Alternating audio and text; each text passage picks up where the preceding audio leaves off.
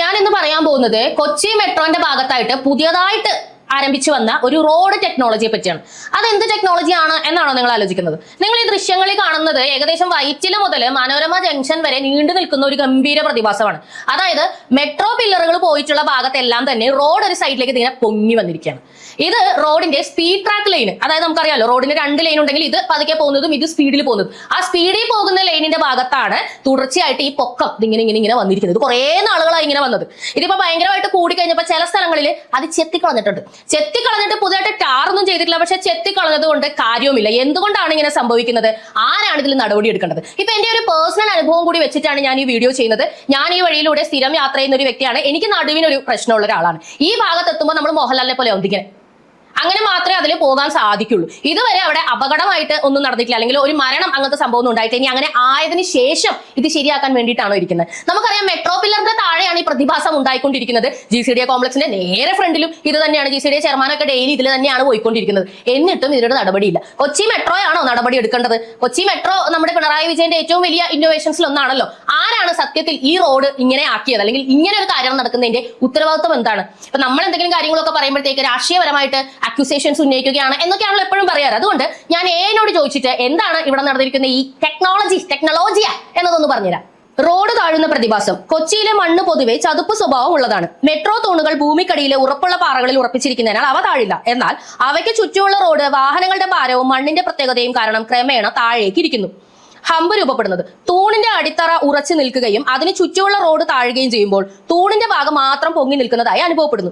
ഇത് റോഡിൽ ചെറിയ ഹമ്പുകൾ രൂപപ്പെടാൻ കാരണമാകുന്നു. പ്രധാന ബാധിത പ്രദേശങ്ങൾ: Sahodaran Ayyappan road, MG road, Banerjee road എന്നിവിടങ്ങളിൽ ഈ പ്രശ്നം കൂടുതലായി കാണപ്പെടുന്നത്. പരിഹാര നടപടികൾ: അപകട സാധ്യത കണക്കിലെടുത്ത് എളംകുളം ഭാഗത്ത് ഇത്തരം ഉയർന്ന ഭാഗങ്ങൾ കൊച്ചി മെട്രോ റെയിൽ ലിമിറ്റഡ് നീക്കം ചെയ്തിരുന്നു. റോഡ് നിരപ്പിലാക്കുന്നതിന് പൊതുമരാമത്ത് വകുപ്പും കോർപ്പറേഷനുമാണ് മേൽനോട്ടം വഹിക്കേണ്ടത്. ആരാണ്? PWD വകുപ്പും കോർപ്പറേഷനും. നമുക്കറിയാം കൊച്ചി കോർപ്പറേഷൻ സത്യത്തിൽ ഇപ്പൊ എന്തെങ്കിലും ചെയ്യുന്നുണ്ടോ എന്ന് ചോദിച്ചാൽ ഒന്നും തന്നെ ചെയ്യുന്നില്ല. കൊച്ചിയിൽ ജീവിക്കുന്ന ഒരു വ്യക്തി എന്ന നിലയിൽ എന്റെ അനുഭവത്തിൽ നിന്ന് പറയുവാണ്, പഴയ മേയറും ഇതിനു വേണ്ടി അല്ലെങ്കിൽ പ്രത്യേകമായിട്ട് ചെയ്യേണ്ട കാര്യങ്ങൾക്ക് ഒന്നും ചെയ്തിട്ടില്ല. ഇപ്പോഴത്തെ മേയറും കണക്ക് തന്നെയാണ്. മേയർ ഒന്നും ചെയ്യുന്നില്ല എന്ന് പറയുന്നത് ശരിയാണോ? തിരുവനന്തപുരത്ത് ഒരു മേയറുണ്ട്, നിങ്ങൾ കണ്ടായിരുന്നോ? ദിനം പ്രതി വാർത്തകൾ വന്നുകൊണ്ടിരിക്കുന്നത് നിങ്ങൾ കണ്ടായിരുന്നോ? കൊതിയാവുകയാണ് സത്യത്തിൽ. ഇതുപോലെ ഓരോ ദിവസവും എന്തെല്ലാം ദുരിതങ്ങളിലൂടെയാണ് കൊച്ചി പോലൊരു സിറ്റി കടന്നു പോകുന്നത്. ഇവിടെ ഓട്ടോറിക്ഷ ഓടിക്കുന്ന അല്ലെങ്കിൽ ടാക്സി ഓടിക്കുന്ന ആൾക്കാർ എത്ര പേരുണ്ടെന്ന് അറിയാമോ? യൂബറും ഓലയും ഒക്കെ വ്യാപകമായിട്ട് പോകുന്ന ഒരു സ്ഥലമാണ് കൊച്ചി. ആ ആൾക്കാർക്ക് ഡെയിലി ഈ വഴിയിലൂടെ വണ്ടി ഓടിക്കുന്നത് കൊണ്ട് വണ്ടിക്ക് വരുന്ന പ്രശ്നങ്ങൾ എന്തെല്ലാമാണെന്ന് അറിയാമോ? സ്പെയർ പാർട്സിന്റെ കാര്യമായിക്കോട്ടെ, അതുപോലെ സസ്പെൻഷന് കിട്ടുന്ന അടി ആയിക്കോട്ടെ, ഇനി അവരുടെ നടുവിന്റെ കാര്യം ഒന്ന് ആലോചിച്ച് നോക്കാം. ഇതൊക്കെയും തരണം ചെയ്ത് ഡെയിലി ഇവർ പോയിക്കൊണ്ടിരിക്കുന്ന റോഡ് ആരാണ് ശരിയാക്കേണ്ടത്? PWDയും കോർപ്പറേഷനുമാണ് ശരിയാക്കേണ്ടത് എന്നാണ് പറയുന്നത്. PWDയുടെ തലപ്പത്ത് ആരാണുള്ളത്? PWDയുടെ തലപ്പത്ത് നമ്മുടെ മരുമോൻ മന്ത്രിയാണുള്ളത്. നമുക്കറിയാവുന്നതുപോലെ തന്നെ എല്ലാ റോഡും ഉദ്ഘാടനം ചെയ്യുക, ഫ്ലെക്സ് വെക്കുക, 2 മാസം കഴിയുമ്പോൾ റോഡ് ഇടിഞ്ഞു പിടിഞ്ഞു വിടുക. ഇതാണ് ഇവിടെ നടന്നുകൊണ്ടിരിക്കുന്ന ഒരു പ്രതിഭാസം. ഇവരെയൊക്കെ നമ്മൾ പ്രതീക്ഷിച്ചുകൊണ്ട് എന്തെങ്കിലും ഒക്കെ ഇത് നന്നാക്കും എന്ന് പറഞ്ഞുകൊണ്ടിരിക്കാൻ സാധിക്കുമോ? സത്യത്തിൽ ഇത് നന്നാക്കണമെങ്കിൽ എന്തൊക്കെ ചെയ്യണം? അതും തന്നെ പറയട്ടെ. ഈ പ്രശ്നത്തിനുള്ള പ്രധാന പരിഹാര മാർഗങ്ങൾ താഴെ പറയുന്നവയാണ്. BMBC റോഡിലെ ഉയർച്ച താഴ്ചകൾ പരിഹരിക്കാൻ സാധാ ടാറിങ്ങിന് പകരം ഈ രീതിയിലുള്ള ഉപരിതലം നൽകുന്നത് റോഡിന്റെ ബലം കൂട്ടാൻ സഹായിക്കും. സോയിൽ സ്റ്റെബിലൈസേഷൻ റോഡിന് താഴെയുള്ള മൃദുവായ മണ്ണുറപ്പിക്കാൻ സിമന്റ്, ലൈം തുടങ്ങിയവ ചേർത്ത് ശക്തിപ്പെടുത്തുന്ന രീതിയാണിത്. ജിയോസെൽ, ജിയോ ടെക്സ്റ്റൈൽസ് റോഡിന് താഴെ തേനീച്ചക്കൂടിന്റെ ആകൃതിയിലൂടെ പ്ലാസ്റ്റിക് കവചങ്ങൾ വെച്ച് അതിൽ മെറ്റലും മണലും നിറച്ചുറപ്പിക്കുന്ന പുതിയ സാങ്കേതിക വിദ്യയാണിത്. ഇത് മണ്ണിനെ താഴുന്നത് തടയുന്നു. ഗ്രൗണ്ടിംഗ്, പൈലിംഗ് റോഡിന് താഴെയുള്ള വിടവുകൾ കോൺക്രീറ്റ് മിശ്രിതം ഉപയോഗിച്ച് അടയ്ക്കുകയോ അല്ലെങ്കിൽ റോഡിന് താങ്ങായി ചെറിയ തൂണുകൾ നൽകുകയോ ചെയ്യുന്നത് സ്ഥിരമായ പരിഹാരമാണ്. കോൺക്രീറ്റിംഗ് ബിറ്റുമിൻ ടാറിന് പകരം റോഡ് പൂർണ്ണമായും കോൺക്രീറ്റ് ചെയ്യുന്നതും ആലോചിക്കാവുന്നതാണ്. ഇത് ടാറിങ്ങിനേക്കാൾ കൂടുതൽ കാലം ഈട് നിൽക്കും. ആരാണ് ഇത് ചെയ്യേണ്ടത്? കൊച്ചി മെട്രോ നിർമ്മാണം കഴിഞ്ഞ ഭാഗങ്ങളിൽ റോഡ് പരിപാലിക്കേണ്ടത് PWD അല്ലെങ്കിൽ കോർപ്പറേഷൻ ആണ്. നിലവിൽ മെട്രോയുടെ 2ാം ഘട്ട നിർമ്മാണം നടക്കുന്ന റോഡുകളുടെ ചുമതല കൊച്ചി മെട്രോ റെയിൽ ലിമിറ്റഡിനാണ്.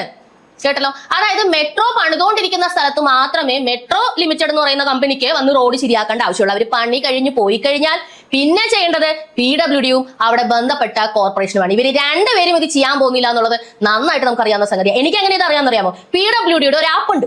ആ ആപ്പിൽ കയറിയിട്ട് റോഡിൽ കാണുന്ന പ്രശ്നങ്ങളെ പറ്റിയിട്ട് നമുക്ക് കംപ്ലൈന്റ് കൊടുക്കാം. കംപ്ലൈന്റ് കൊടുത്താൽ 7 ദിവസത്തിനുള്ളിൽ ആ റോഡ് പണിത എഞ്ചിനീയറോ അല്ലെങ്കിൽ ബന്ധപ്പെട്ട എഞ്ചിനീയറോ നമ്മളെ വിളിച്ച് അന്വേഷിക്കും. എന്നിട്ട് നമ്മൾ കാര്യങ്ങൾ പറഞ്ഞാൽ അവിടെ അത് പരിഹരിക്കപ്പെടും എന്നൊക്കെയാണ് ഈ ഭരിച്ചുകൊണ്ടിരിക്കുന്ന ആൾക്കാർ തള്ളിക്കൊണ്ടിരിക്കുന്നത്. പക്ഷെ അങ്ങനെയല്ല സംഭവം. ഒരു നടപടിയില്ല. എത്ര പരാതി കൊടുത്താലും ആ ആപ്പിൽ ഈ പരാതി ഇങ്ങനെ കെട്ടിക്കിടക്കും എന്നല്ലാതെ ഒരു നടപടിയില്ല. ആപ്പിൽ കൊടുത്തിരിക്കുന്ന നമ്പറിൽ നമ്മൾ വിളിച്ചിട്ട് പരാതി കൊടുത്തിട്ട് എന്താണ് നടപടി ഇല്ലാത്തതെന്ന് ചോദിച്ചാൽ നോക്കുന്നുണ്ട് കേട്ടോ.